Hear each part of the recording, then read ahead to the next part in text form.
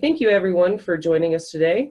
This is EngineSoft USA, key partner in design process engineering. I'm Paul Dye with PTC.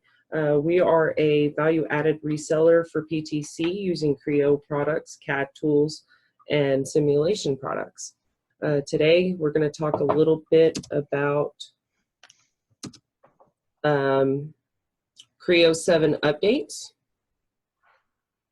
So after I do my introduction, I'm going to turn things over to Paul, and then we can go into a Q&A session at the end if anybody has any questions.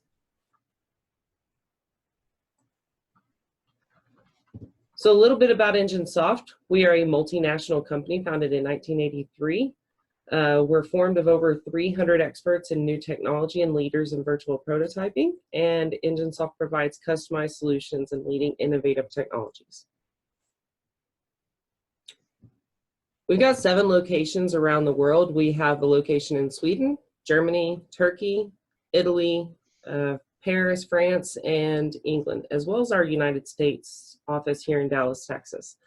The Dallas office is the main reseller for the Creo tools through PTC located in Boston. Here's a list of some of our customers across different verticals. We have some automotive, you may recognize some names here, aerospace, defense, energy, construction, industrial, appliances, retail, consumer, and metallurgy. These guys actually belong, both of these guys belong over here as well because they do a lot of really neat things with brakes and other stuff. Topology optimization, which is one of the topics we'll be covering today. So we're CAE experts across dozens of industries. We have multidisciplinary competencies, best-in-class technologies. We do training, research partnerships, and technological and virtual experimentation.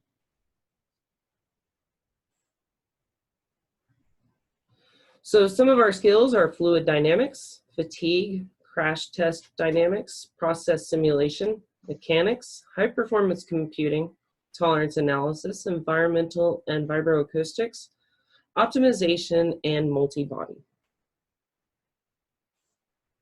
So at this point, I'm going to turn things over to Paul and let him go into Creo 7, and we'll go from there. Yeah, awesome. Sounds good. Let me share up my screen here. Can you see that right now? Should say Creo Parametric. Absolutely.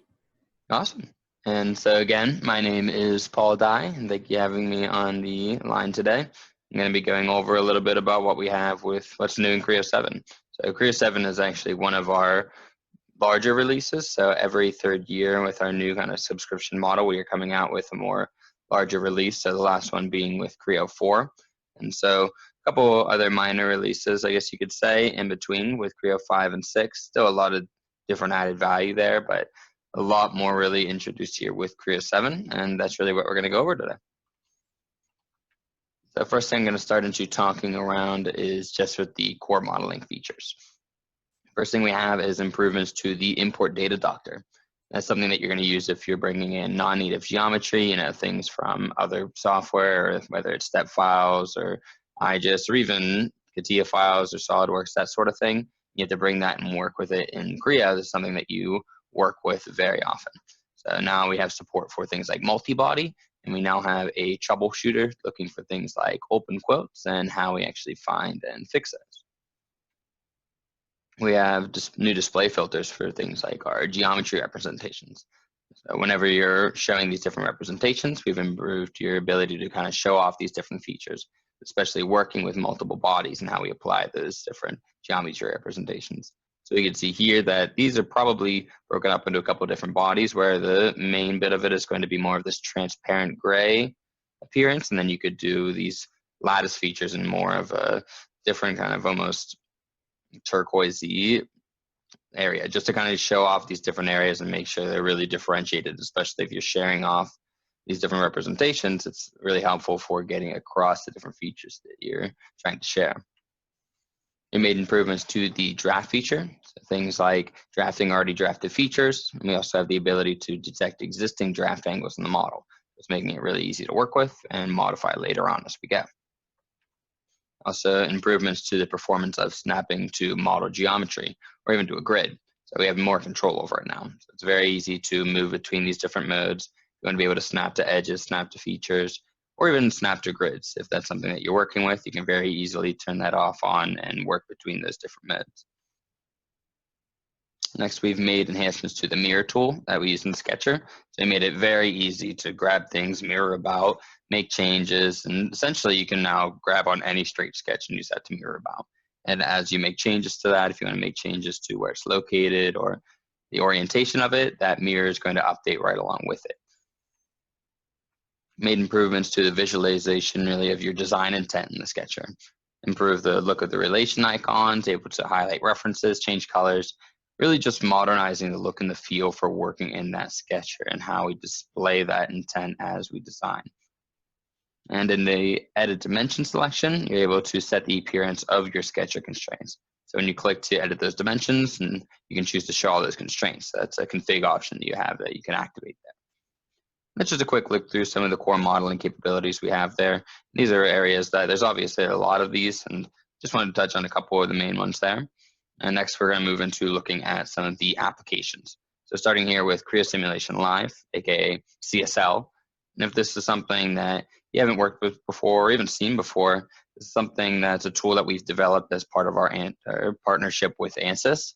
And this is to put real-time simulation right into the modeling environment. So as opposed to what you would normally think of when you think of FEA and analysis, it typically takes taking a model, defeaturing it, getting it to mesh properly, all these different things to get it through to actually run, and normally something that you ship off to the analyst and maybe get results later back by the end of the week. Well, with Creo Simulation Live, it's something that you can do, and it's really built out for the designer to work with it while you're building out designs, and you don't have to go through all those different steps of meshing, defeaturing, getting it to run for hours, something that you can do right in the design environment, and it only takes seconds to go through and run. So something that we've been working on and really building out in Creo over the past couple of years, and something that we're continuing to make improvements to. The first thing that we've added is the ability to control the direction vector from a selection on the model. So whereas it may have used to been just essentially by default there to define those different directions, now essentially you can just select on any of the surfaces that you want to apply, maybe a load set or whatever it is, and it builds out that X, Y, and Z direction automatically for you. And building off of that, we've also now built out essentially the ability to select any coordinate system to apply the loads from. So you're not really stuck just working with the global coordinate system. You can go ahead and lay out different coordinate systems depending on how it really aligns with your part or the assembly that you're working with. Also made in some enhancements to the legend, so specifying what you're looking at, how those different values are displayed, especially setting things like upper and lower bounds for the values that you're displaying. It works really well with composite views where you're only displaying values within a particular range on the legend. So if you were looking at a model and you only wanted to see von Mises stress between, say, 14.6 and 10.4, you could go ahead and raise those up or down, and then you're only showing the color values or those bands within those regions, and then everything else is going to be grayed out. We can also take values that we get from these simulation probes that we use in Creo Simulation Live and use those over in behavior modeling studies now as well. And behavior modeling allows us to take values like those maximum von Mises stresses or displacement in certain areas and optimize around it. We can tell the system certain dimensions that you can change. The system automatically goes through and optimizes the model for us based on what we allowed it to change. So that's a really useful way of using some of those analysis results that we're working with throughout that design. We added more real-world simulation constraint types, things like ball, pin, planar constraints, helping us to make more of these cases that we're working with just more realistic to the problem or situation that you're trying to design around. And CSL, or Creo Simulation Live, now has support for multi-body design. And there's a lot of different applications of that, things like creating cavities, internal, external volumes, domains, and we'll go over a little bit more with that. And specific to thermal studies, we can now do transient studies, aka time-dependent analysis. Allows us to see how the results that we're getting are changing over the course of time. So now either do that steady state or do it time-dependent, whichever way you want to do it there. And probably the biggest change to CSL is the option to do flow analysis in the same way that we do for structural, thermal, and modal, which we've always been able to do. Now we can do and work with fluids now in CSL. Essentially, we're just creating fluid domains, saying which areas to include, exclude, defining where our inlets and outlets are, also specifying the materials for those fluid domains. And from there, we're actually able to visualize it right on top of the model that we're working with. And that's the idea with Creo Simulation Live in general, and even in here with the flow analysis, regardless of whether it's an internal or an external case, be able to visualize it right on the model and in that environment. And along with that, there's a lot of different ways of viewing the results that you're getting. Visualize the streamlines, see the particles, take section views, direction fields, set probes. So really powerful, but at the same time, easy to use tool for doing that type of flow analysis. Or normally, that's not something that we have available to us. If we wanted to do this type of flow analysis or just anything around that, we typically either have to send it off to the expert analyst that's in our group or our team or somebody else in the organization. Or even a lot of times people tend to just send it out to a third party to get that type of work done. Well, that's not something that we can do right in the design environment. Right. So that's really what I wanted to go over there for just a quick overview around Creo Simulation Live. Obviously a lot of work to do there and probably could take up a webinar in of itself. So I think we'll just go over the overview for that. But moving on from there, the next really big enhancement that I want to talk around is multi-body design, which is offering a new way to design in Creo. And this type of multi-body design methodology is allowing us to be essentially flexible in the way that we design the parts in our models. So where those different bodies that we work with, they can all be handled differently. Different materials, included or excluded from your mass calculations, how we define our different global interferences or clearances. There's many options around those.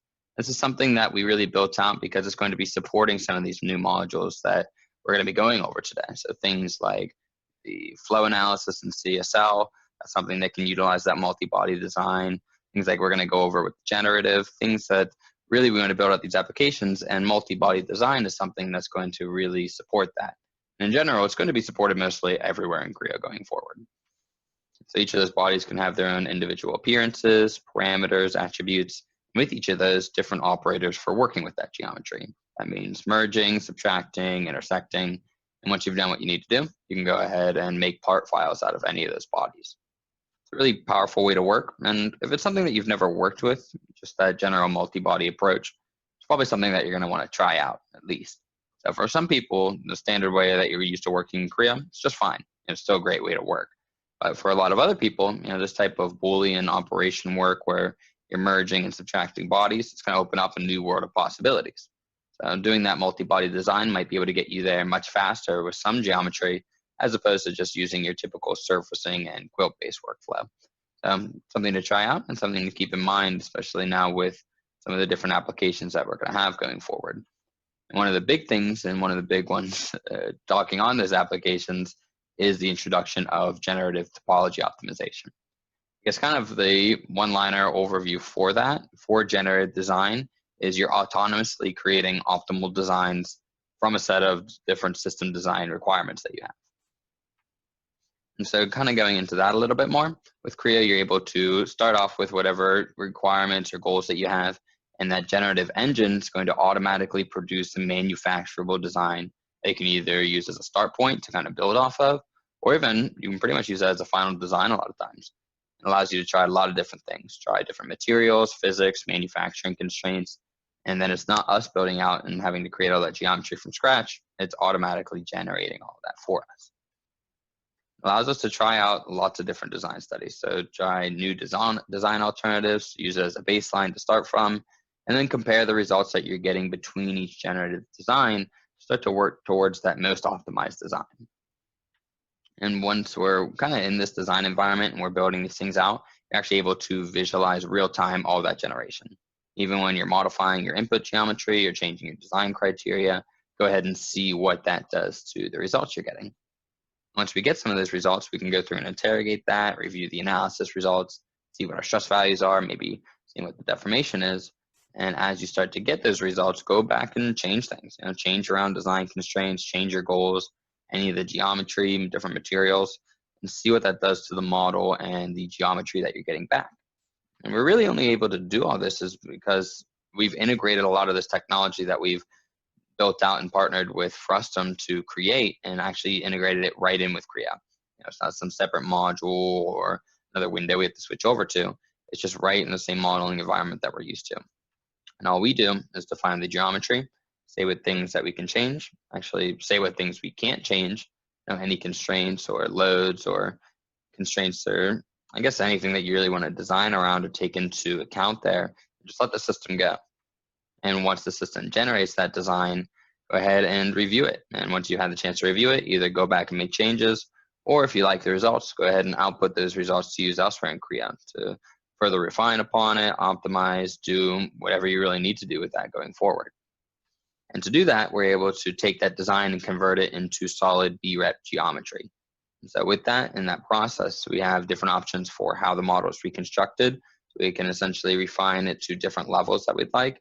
We can go back and forth to I guess, really see what's changed, see what areas have been altered, or really just to get it into that manufacturable curvature continuous geometry. That's something that's going to be manufacturable. So it's not just something that's nice to look at, something that we can actually create out in the real world. And this is something that we can go through and actually take a look at here. So I want to go through and just show what that general workflow of working with the generative topology optimization looks like in the context of working with it in Creo. Right, and so for the demonstration of that, we're going to be working with a data set that we have from one of our customers, Royal Enfield. So this is one of their Enforcer motorcycle designs. So we're going to zoom in up here around our steering mechanism. And specifically, I want to look down at this lower yoke. So right now, it's something that works perfectly well, but it's something that I want to see if I can cut down on some of the material around. Maybe I know some of the different design goals I'm after, manufacturing techniques, but I'm not exactly sure I'm going to get there. Well, that's something that is a perfect candidate for working with generative topology optimization. So let's go ahead into our File Explorer and find that part that we're going to use to get working here. Right, so here we can see that same yoke part, but a little bit more of a simplified version of it. So this is going to be the base that I'm going to begin to work off of. We can see the couple areas that we're going to kind of build out our design around. So first is just this overall envelope, and that's where, in general, the part's going to be contained within. So it's not going to be able to build anywhere outside of that. It's all going to be, anything that's generated is going to be within that envelope. So that's our kind of canvas to begin from. And the other area is our preserved geometry. So the preserved geometry is the geometry that we want or need to have in the final design. So no matter what the generative design builds out, it's going to have to include everything that we lay out here in the preserved. So a couple areas to define there before we go ahead and jump into the actual generative application itself. So it's right up in our applications. And from there, we can see again, the starting geometry, the preserved geometry, and these are things that we're going to lay out before getting into the study. So we also see there's some excluded geometry, and that's essentially just for any areas that you want to make sure it doesn't build out into. So you could either include that in that overall envelope, or you could take it from other bodies and kind of build around it. So just different ways to lay out that study initially. But for our case, we'll just go ahead and click that starting geometry, and then also select that preserved geometry, or the area that we want to make sure is included in that final design. Once we have that laid out, we'll go through some of the physics we want to lay out here, and we can first lay out our constraints. Maybe we're going to have a pin going down that middle port there, and then we'll lay out any physics that we want to study. So in this case here, we could go lay out some forces, moments, pressures, centrifugal forces, linear accelerations. I know for my design, it's going to be a couple different force loads upon those outer surfaces on that yoke. We can go through and define any of the magnitudes, units, work with our coordinate systems. Once we have that laid out, we're pretty much good to go and define our design criteria and say that we want what we want to design for. Maybe if we're trying to limit that volume or the general weight, we'll say we want to only build it out to about 2/3 of that volume. And so here I should go through and look at some of the different constraints that we can lay out. So this is first either our manufacturing constraints, or if we're going to be building it out for additive manufacturing, we're going to go ahead and take into account the build direction, maybe minimize on some of the supports. If you're doing it for a cast, you can do something like a parting line, making sure that it's actually going to be able to be casted whenever we go through and create this design. And then even maybe if you want to build it out for a linear extrude, you can go ahead and do that. And then also some different geometric constraints as well. So in this case here, we're going to make it symmetric about a certain plane. In this case, we want to make sure that it's going to be symmetric across that middle plane. Once we have that laid out, we can go through and add in any materials. And it works with the same Creo standard library that you're used to. If you want to go in and add in any other materials that aren't in that library, you can go ahead and do that as well. In this case, we got some aluminum alloy. And with that, we're pretty much good to go. We go through and lay out a couple of different settings if we'd like to as well. But here up at the top, we can either kind of send that slider all the way to the left to make sure it goes through as fast as possible, send it all the way over to the right to make it as detailed or as accurate as possible, or maybe somewhere in the middle. Lay out the minimum element size that it creates for the mesh, maximum iterations that it runs, and with all of that laid out, all that we really need to do from there is click to optimize. We can see as soon as we click that, it's actually going through and generating all of that geometry. We can visualize it and the steps it's taking to get there. And once we get that geometry, we can go through and interrogate it. So let's look through here, see the von Mises stress that are showing up here, see exactly where we're getting minimums, maximums, where those are occurring. So let's move up to the top of the model, check out maybe where our hotspots are occurring, so right around those outer joints. And from there, we can look at our displacement. We can see where it's deforming, if it's actually deforming in the way it should be based on the loads and the constraints we have set up. Even take it one step further and animate on that deformation. And we have options to change the speed, change the scale. So this is all really a visual way of doing it. And if you're not happy with the results you're getting, just as easy to go back, make changes to the definition of the study. But if I am happy with what I got, I can then choose to generate the design. So for this, I'm going to take all this tessellated geometry that I have now and reconstruct it as a boundary representation, aka BREP, that I can take over and work with now in Creo Parametric. Rather than just being stuck with that tessellated geometry, you can actually get real manufacturable surfaces that we can use to work off of. Right, now what Creo is going to do is going to reconstruct all that geometry that we just went through and built out in the study. Right, and now it's all part of that Creo model. Something that, again, I can add right back in with the rest of my part, simply just using some multi-body commands there to merge our new geometry back in with that preserved geometry we started with. And so just like that, we got a solid Creo model. It's ready to go. But what happens if we need to make changes, right? Maybe now the model changes or some of these dimension changes. Or maybe even our manufacturing processes have to change, right? Maybe we don't have a 3D printer to go through and create this, right? So we need to take into account if we're doing it for a cast or an extrude, how we're going to build that out. So does that mean we have to start over from scratch? Well, no. We just simply say what our design goal is going to be there, what we want our limit volume to be. And again, we'll make it planar symmetry, make sure that's going to be the same on the left and the right. But instead of just doing it for a random geometry, that's whatever the geometry from generative is going to build out automatically, we can go ahead and say what our manufacturing constraint is going to be. So in this case, we want to make sure that it's going to be for linear extrude. So we'll go through and define that. And then finally, lay out any of the materials, go back and change really anything you want to, right? So we can change the input geometry, change the design goals, go back and change some of the settings if you'd like to. If you want to increase that fidelity, increase the iterations it runs, go ahead and do that. All right, so from there, we can go ahead and run. And in this case, I've already gone through and run this study before. So instead of running that through again, we can simply just go through and go into our file explorer and open up the result that we got from converting to our BREP geometry. And so looking at this part here, whereas before it was really only possible using additive manufacturing techniques, this is a part that could be manufactured in other ways. If you want to do it as an extrude, if you want to have it milled, and so that's something that you can just, like we did before, add that geometry right back in with the rest of the model. And so now that we have that geometry, something that now we can take over into anything else that we want to do refinement around. So even our other simulation tools, like I kind of went over earlier with the Creo Simulation Live, you can go through and actually do this type of real-time simulation right in the modeling environment. So in this case here, we're going to be doing more of a structural study, working with some of those constraints and the loads we had set up. And once we have those laid out, all we do is click to simulate.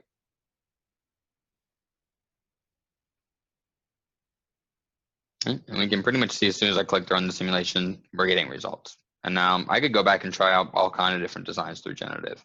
Simply reconstruct the geometry, take in all those different constraints and loads that we had in that simulation, and see what the results are going to look like. So looking at the results here, it's definitely a bit different than what we were working with the additive model. So the deformation around those outer holes may have changed, animate on it to see what that's looking like. And we could take that info, run more analysis, go back, build out more designs, or actually even go a different route with this if we want to, right? So rather than the generative design automatically building out the model for me and me simply reconstructing that geometry, what I could do is actually use that kind of generative design as more of a suggestion and build out our designs parametrically on my own. So here I'm going to pull up just what maybe our generative model went through. You know, I did my design spaces, physics criteria, and this is what the system came up with. But instead of using that design directly, I instead just used it as inspiration to build off of. So we're still getting all that useful design information, but we're creating the designs using the tools that we're already used to. So as you can see, there's just a ton of different applications of these different generative designs that you build out. Even if you're not planning to 3D print them, you can still build out the parts the way that we're used to, using extrudes and cuts and so forth. And now that we have this, we could jump back over into CSL, see what some of our results are going to look like with this type of design.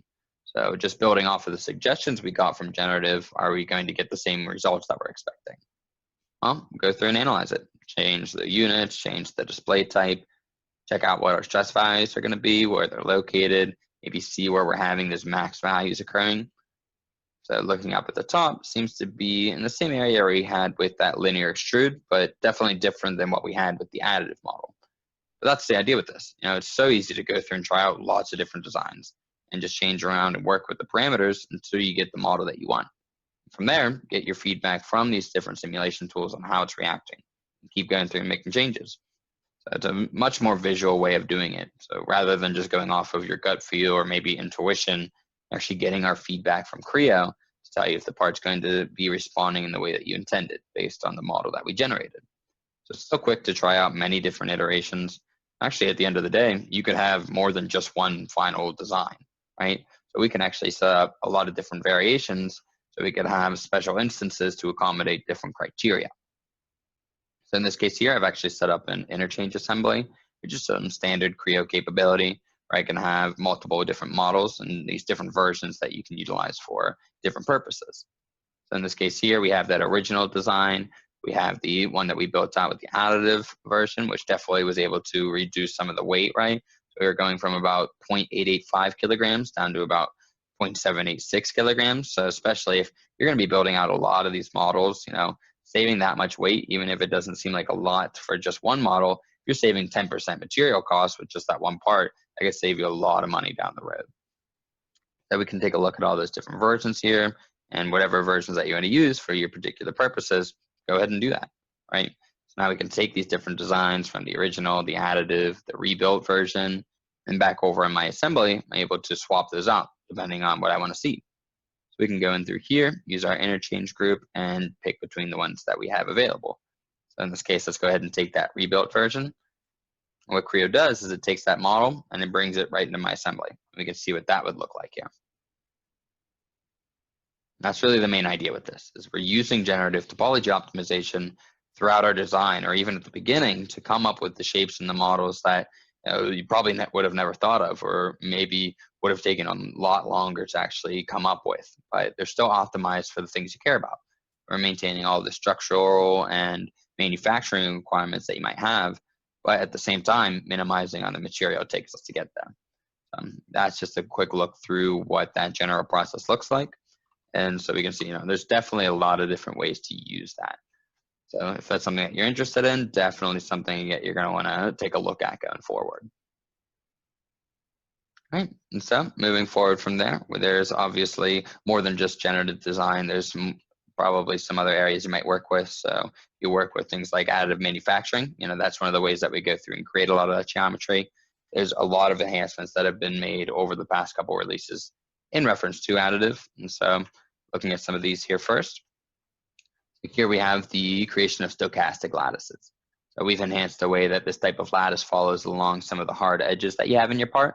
So this is something that we actually see a lot of different uses for, especially in the medical field. So if you're doing things like bone grafts or just trying to follow along some of those different areas, but still getting some really strong supports, you can go ahead and use those. So we've made a lot of improvements to that type of lattice. And also improvements to the custom lattice cells. So what a custom lattice cell is where you're taking a part file and kind of using that as the cell for the lattice. Or in the past, we've always had the option for full geometry, but what we've now included is now the option for more simplified B-rep geometry. And that's really useful if you're going to be creating tens or hundreds of thousands of these different lattices. Going to make it a lot easier to go ahead and actually propagate all of those different cells. Right, and we've also made improvements to our tray assembly definition using that multi-body design methodology. So here, even right within the same part file, you can have different bodies, they all have different parameters, wall thickness, colors, so a lot of different uses there. All right, kind of on the other side of things, we've also made improvements over in the machining world, aka subtractive manufacturing. And the first thing that we have here is the ability to view synchronized toolpaths right in the graphics area. So we've always been able to synchronize those toolpaths, but now there's a synchronization menu where you can highlight what you want to see, and actually view them right in the design environment. And again, we've always had go home command, but some of the machines that you work with nowadays need multiple go home positions. So especially if you're working with both a mill and turn operation at the same time, you can have multiple different go home kind of commands for those different operations. Right, and then finally, the ability to explicitly call out Swiss turning operations. So again, if you have a mill turn machine, you can fix the z-axis and put in all the appropriate CL commands to the output file that you're going to need. So that's something that we can use here in our complete machining suite of tools. All right, moving on, we're going to take a look into what we have in the area of detailing and model-based definition. So this is something that we're seeing a lot more people start to work towards. So even if you're not really working with true model-based definition down to doing everything on the models, we're at least starting to integrate that more into the parts that we work with. And that's where we're really kind of putting a lot of time and effort into, but still working with the 2D files. If that's something that you do and something that a lot of different people do, obviously still areas that we're constantly making improvements to. First, of course, included multi-body support in our drawings. If you have different bodies, different materials, even if they're right within the same part, you can go ahead and use different cross-hatchings to further differentiate them. We have repeat regions in the drawings for those multi-body parts, so exclude certain bodies and go ahead and include that in all your tables. Then over in the drawing model tree, we can control those different bodies. So identify them, hide them, just our way of keeping it all straight, however we want to do that. We can configure drawing view tooltips.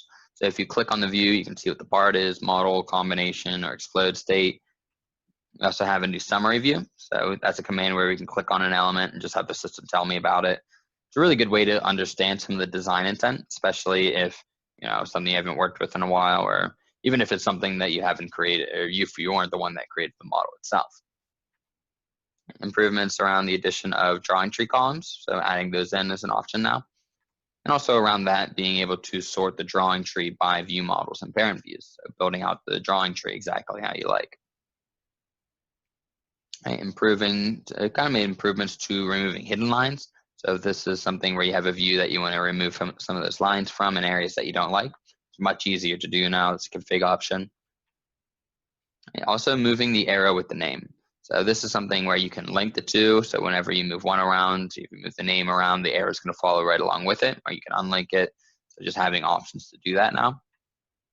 And now also the option to have multiple leads. So you can have multiple normal tangent leaders all coming off of that one common annotation. So that's really helpful for things like GTALs, notes, symbols, anything that you're working with around those.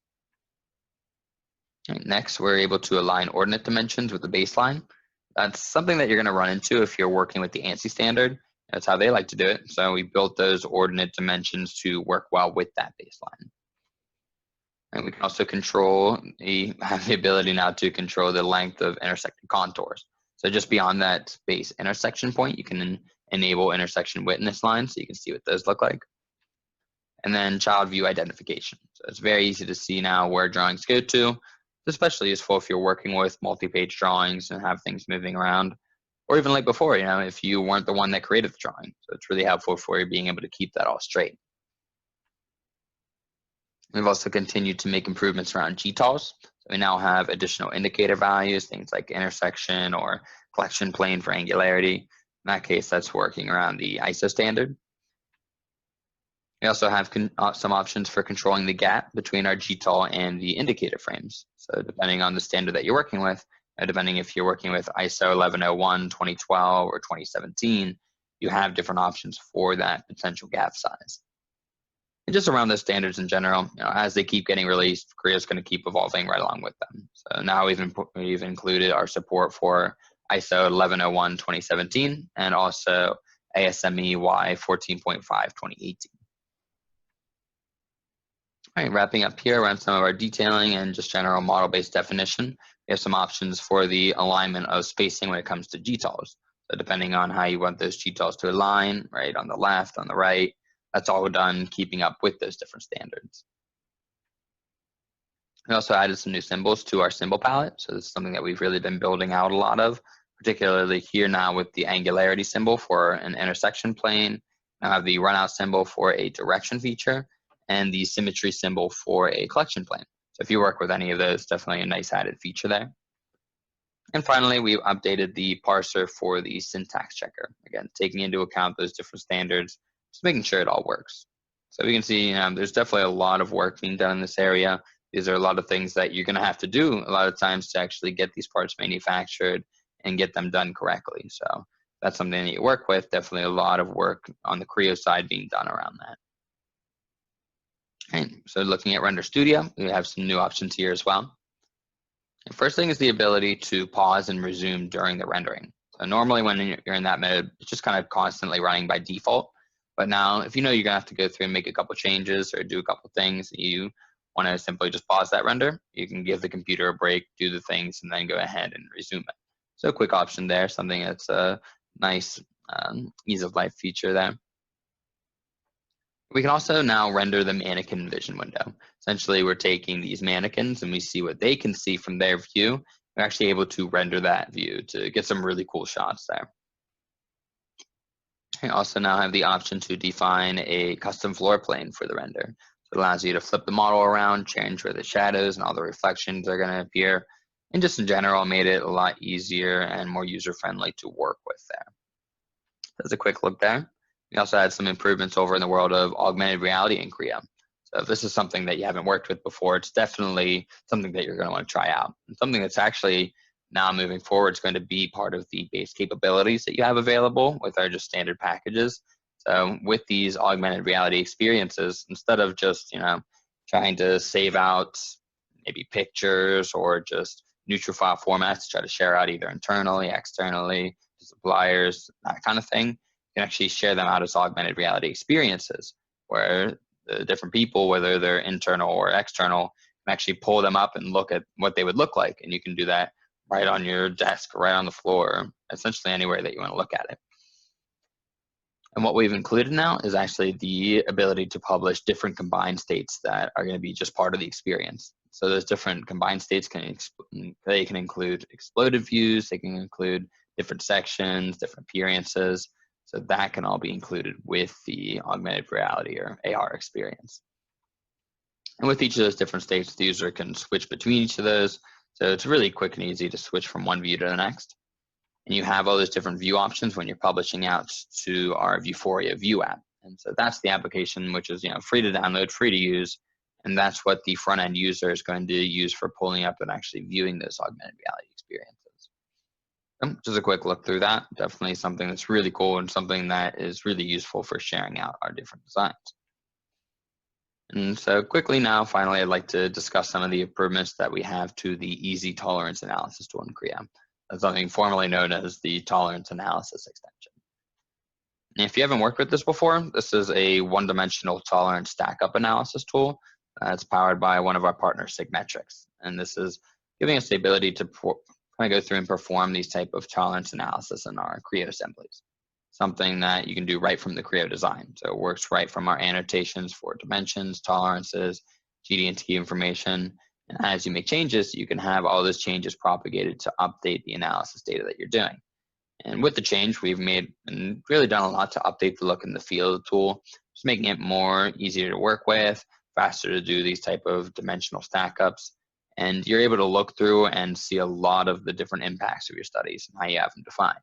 You can look at a lot of statistical results, defects, worst case scenarios, RSS, sigma values, especially if you're working with more Six Sigma methodologies for making sure that you're getting out the parts that are of the highest quality, or just making sure they're up to the standard that you want.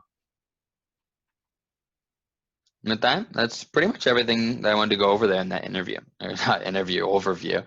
So really, again, probably more than I could cover in just the context of 45 minutes, but really, if there's a lot of new improvements being made in the context of Creo 7. And as we keep going forward, obviously, more improvements are going to keep coming up along the way. So something to keep an eye out for. But with that, I can pass it back over now. We could take any questions that we might have. And obviously, if there's any questions after the fact, feel free to reach out with them, and we could definitely get answers for those as well. Hey, thank you, Paul. We do have one question. It's from Tim over at Evers Feature. He wanted to know if the topology optimization, you said there were multiple parameters. He wanted to know if the optimization could be based on a specific flow rate that is desired. Flow rate in what context? I don't know if you could elaborate on that. I don't know if you mean just in the context of a mold flow or something like a flow analysis. For instance, an exhaust manifold where he needs to run gases through at a specific flow rate, and he wants to design the most minimal size part based on that amount of flow. Okay, and that actually probably sounds like a better use case for the CSL flow analysis, right?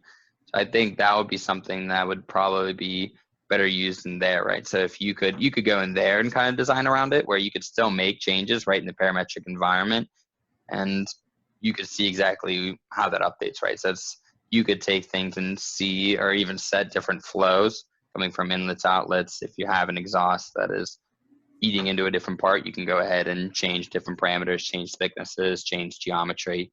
You can see how that's updating the actual flow that you're getting. So that would probably be a better use case for that flow analysis in CSL. Thank you very much. And just so everybody knows, we are going to be holding a webinar on Creo Flow Analysis on June 10th. So be sure to keep an eye out for any kind of updates that we'll be posting on LinkedIn or putting on our landing page for that time. With that, I don't have any more questions. Paul, do you have anything you wanted to add before we let everybody go? No, I'm just really excited with some of the new improvements in Creo 7. There's really a lot of cool work being done, especially in the areas of Creo Simulation Live and generative design. So that's something that you've never worked around, or this is your first time seeing it, definitely get involved with it, see what's available there, and kind of see if it's something that you can build out into your design process now. Absolutely. We're really excited about it. We're oftentimes talking to people about trying to adopt it, from the base up instead of trying to retrofit it into later models. So, with that, we're going to kind of just hang it up and let everybody go. Thank you for joining us today. Yep. Thank you, everybody. Have a good rest of the day. All right. Thank you, Paul. Have a good day.